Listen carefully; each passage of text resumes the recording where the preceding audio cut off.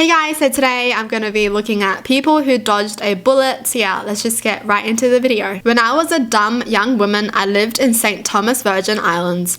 I worked in an area that could be very sketchy after dark.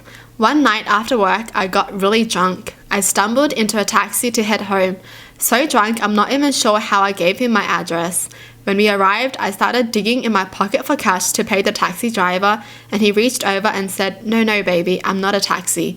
I just wanted to make sure you got home okay. Apparently, I had just jumped into a random car. I will be forever grateful to this stranger and more careful in my after-work decisions. Wait, what's the bullet dodged? They didn't dodge a bullet. Okay, well, this could have went very wrong. It could have been, I didn't dodge a bullet. I actually jumped in front of a bullet. Okay, girl. Okay, be more careful next time, okay? Always tell someone where you're going. Girl, you make me nervous. Thank gosh this person was a good person. There are definitely more good people than bad people. Right? I would hope so. There's like 7 billion people in this world. There better be more good people than bad people. Had gallstones and the doctor gave me a choice between surgery to remove the gallbladder or antibiotics. I chose the surgery, which is very unlike me. When they started the surgery, they found out the gallbladder had burst and the stones were in the body cavity. What was supposed to be a short procedure through the belly button turned into a 10-inch incision to remove the stones. I was supposed to leave the hospital that day, but it turned into a week. However, if I chose antibiotics and went home with a burst gallbladder, I probably would have died of sepsis. That's freaking scary. This is so scary to think about. Because the doctors let you choose, like, do you want to have surgery or do you want to just take some antibiotics, right? And I'm so sure a lot of people would choose the antibiotics route. Because it's like, why would I go through surgery if I could just take antibiotics, right? Because knowing me, I would have chose antibiotics. I would have been like, all right, give me the medicine. I'm just going to take that and go home and sleep, This really makes you think twice, honestly. That's such a stressful decision now that I think about it. Oh my God. What do you do? I would hope they told them the risks and stuff, right? It just seems so random. Surgery or antibiotics. Right? I stayed out of the house overnight while in high school. My dad was pissed off and told me that I better be home that night. I didn't listen and instead stayed at a friend's house with my girlfriend. At around 2 a.m., a kid from high school drove into my house. It ran directly into my room and destroyed my room, bed, and anything else around. He was estimated to be going around 60 miles per hour. My dad is blind and thought that I may have been in the room. He was searching for me frantically, my mother said. I remember getting a ton of phone calls from home knowing that I was going to get into trouble for staying out against my parents' wishes. The next day, when my girlfriend dropped me off at home, I found a massive wood board and tarp covering my room. I would definitely not be here today if I had stayed home that night. I guess sometimes it does pay to not listen to your parents. Sometimes, yeah, sometimes. I don't know. Depends on your parents though. I wouldn't be here doing this if I listened to my parents, that's for sure. That's for sure. I did this in secret. I feel like a lot of people do, right? When they upload videos on YouTube, they don't tell anyone. No one knows. They don't like telling people that they're doing this, right? Yeah.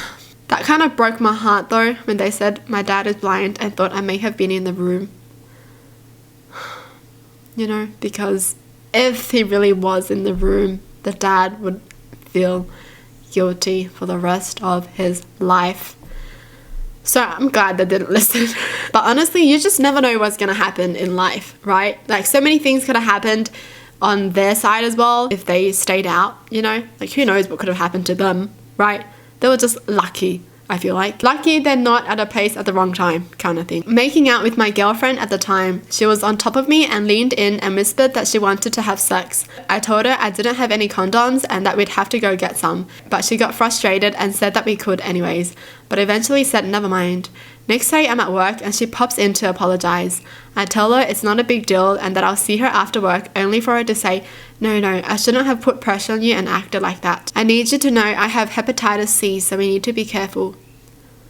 Big bullet dodged. We broke up in a couple weeks later after even more stuff from her past that she hid came out into the open.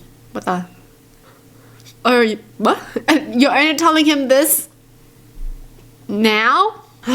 The most important thing in a relationship is just being honest about everything. Are you serious, girl? She really hid that fact from him as if it wasn't anything serious and she wanted to do it with him without a condom. Far out. I was on my way to Taco Bell in the back of a friend's small truck. The cab was full, so I was in the bed. We passed by my apartment on the way and I chose to have him drop me off. By the time I got into my apartment, I had a Snapchat from the driver. It was a picture of his totaled truck.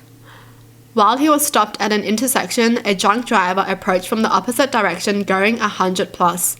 The driver clipped a bus, causing an abrupt stop and his whole engine to rip out of his car, fly through the intersection and into my friend's truck where I had been riding, unseatbelted moments before. Wow. They just got out. Isn't it crazy how timing is everything? It's like you could just be there for like 10 seconds earlier and something could have happened. I was cutting a tree with a chainsaw. The saw wasn't mine. It was old and I don't know how well maintained it was. The chain broke and came whipping back at me. I didn't even react. It was too fast. I didn't feel any pain. I turned and saw the chain was hanging, half stuck into a tree behind me at a head or neck level.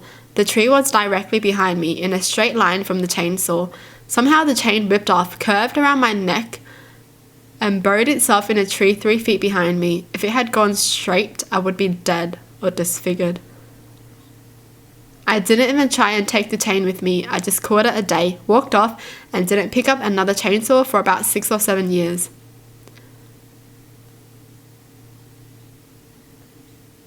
Oh, so the tree saved them? Like, it whipped around the tree, so it didn't get whipped around the neck? Yo, this is why I would never hold a chainsaw, ever. I feel like these scenarios pop up in my mind so much though, you know? Like randomly you're using a chainsaw and I'm just imagining what if the freaking chainsaw goes like insane, right? Jeez. I just don't understand how someone could be so calm with a chainsaw, especially with people cutting trees where they have to be like at the very top of the tree and they have to like tie themselves to the tree so they don't fall. And they'll just be like cutting away at the tree and then the tree just falls the opposite direction. They are. But a part of me is just like, what if it falls on them, you know? What if? See, these are the kind of scenarios that I have in my mind. It's always, what if this bad thing happens? You know, like what if this happens now? What if, Ellen? What if? Always had a crush on a girl I used to be friends with in high school. Around 6 to 7 years after we graduated, I finally asked her out, and after a while we started dating. It was going great until I started seeing signs of her being manipulative. Then when it came to her venting to me about how she misses her daughter and doesn't have full custody, she would say different reasons almost every time. I didn't say anything about it or call her out, but then her gaslighting came. We would have simple disagreements in opinions on certain things, which is fine. But during the fight, she would tell me that I'm sensitive because I always try to diffuse the fight onto another topic because I knew I was wrong. Then, after we both cooled off to talk about it, she would completely deny that she said anything and that I'm just imagining things. Ew. I hate people like that when they just feign ignorance. It started to make me feel crazy, like what if she's right? Cut it off about a week after. Turns out she had been discharged from the military for psychological problems and also the reason she didn't have custody. Thank gosh she doesn't have custody of her kids. Who knows what she would do, I swear. Well, that's it for the video. Hope you guys enjoy. Tell me in the comments down below what your thoughts are, and as always, thanks for watching. Hope you guys liked it, and I'll see you guys next time. Bye.